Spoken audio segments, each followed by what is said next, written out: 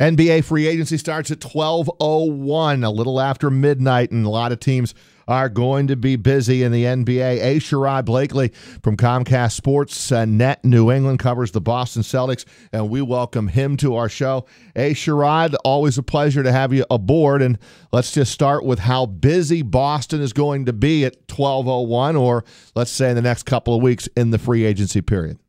Well, I think they're approaching free agency similar to how they have basically approached just rebuilding this team, and that is with a certain sense of urgency, but at the same time not overreacting to what's happening in the marketplace.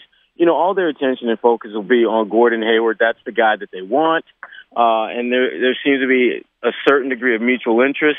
It's just a matter of whether they can convince him to leave Salt Lake City and pass on the beautiful season-long weather of Miami and take his talents to Boston. But certainly they are in the mix for him.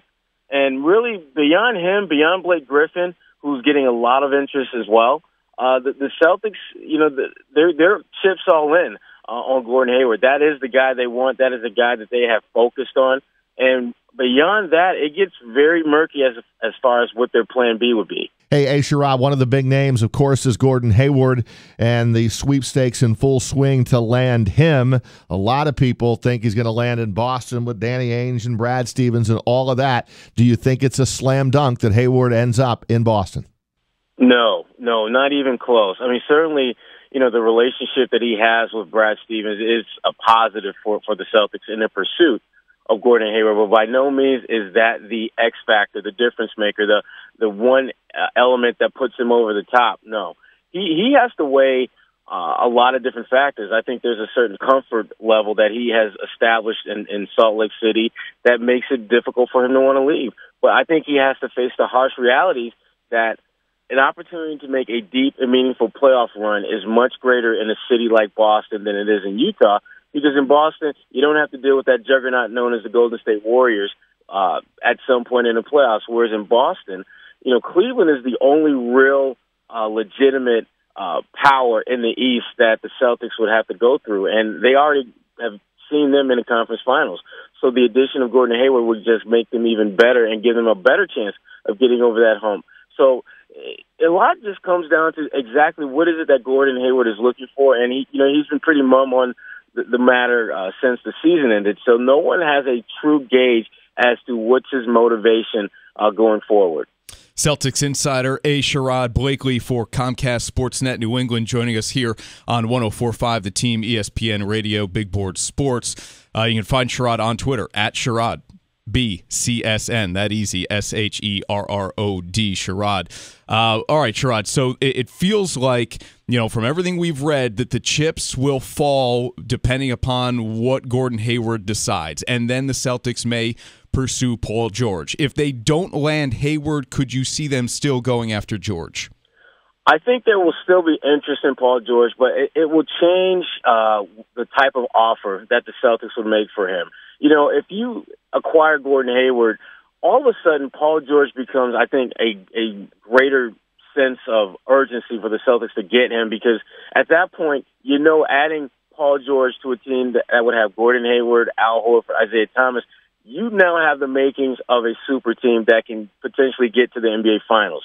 But if you take Gordon Hayward out of the equation, you can still pursue Paul George, but I'm not sure your offer is going to be as good, because you know at that point you're probably not going to get to the NBA Finals if you add Paul George to the mix. And if that's the case, you're not going to be willing to part with a lot of assets for what would presumably be a one-year rental, because I don't see Paul George coming to Boston and then re-signing a long-term contract unless he's joining a team that, at a minimum, looks as though they'll get to the conference finals. And if you just add him to the mix without Gordon Hayward, I'm not sold that's necessarily the case. But certainly the Gordon Hayward factor makes Boston Celtics an elite team that would legitimately have visions of getting to the NBA Finals. Everything we've seen Danny Ainge do to this point is really, you know, stockpiling number one draft picks, the fleecing of the Brooklyn Nets, and building towards the future. Does the Paul George move, in your mind,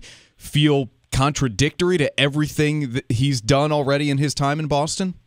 Well, you know, the way he has been able to acquire all these assets and picks it's been very, systematic. I mean, it's made a lot of logical sense the way he's going about it. But at some point, and Danny Ainge knows this, he's going to have to take a huge gamble and hope, for his sake that it pays off. And I think this is that gamble.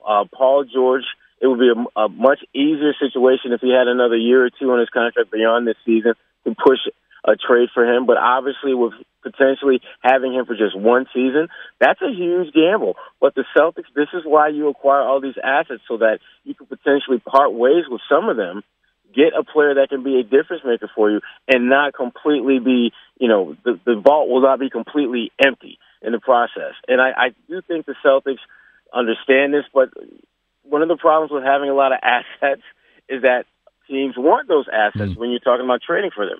So they're still working through those kinks. But I do think that if they can get Gordon Hayward, I think a deal with Paul George will get done.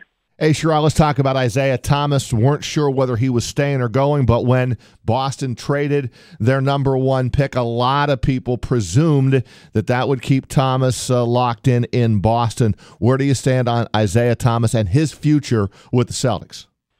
It helps. I mean, I think it certainly is. It's definitely a sign of positivity for Isaiah Thomas that went down that way, because if folks come in here, it would be pretty obvious and pretty clear that he would be viewed as the heir apparent, to Isaiah. So from that standpoint, it's definitely a vote of confidence, I would say, in his future. And let's be honest, when you're talking about elite teams in the NBA, they typically have three, in the case of Golden State, four, superstar-type players. And so if you're the Boston Celtics and you're looking to put together a team like that, Isaiah Thomas would be one of those top 3 or 4 players without question. It is a busy time. It's going to be fun. The offseason in the NBA, Sherrod, is almost better than the regular season. And there is a chance that Hayward and Paul George, all land in Boston. If that happens, does that change, and how much does it change the balance, the power of teams in that Eastern Conference? I would say that as long as LeBron James has a pulse, whatever team he plays for will be the favorite in whatever that respective conference is. But I think it gives the Celtics a chance to beat Cleveland. I like the way they match up if they've got a Paul George and a Gordon Hayward. I don't see Cleveland matching up favorably with them. I would put the Celtics ahead of them on paper. But again, as long as LeBron James has a pulse and is playing in the East, I think his team is going to be the favorite to come out. Hey, Sherrod, really appreciate a few minutes. Great stuff on the Celtics. A lot of Boston fans here in the capital region, the 518. We appreciate the update. I know it's going to be a busy day and a couple of weeks for you, but thanks again for your time here on Big Board Sports and 104.5 The Team ESPN Radio. No problem. Take care.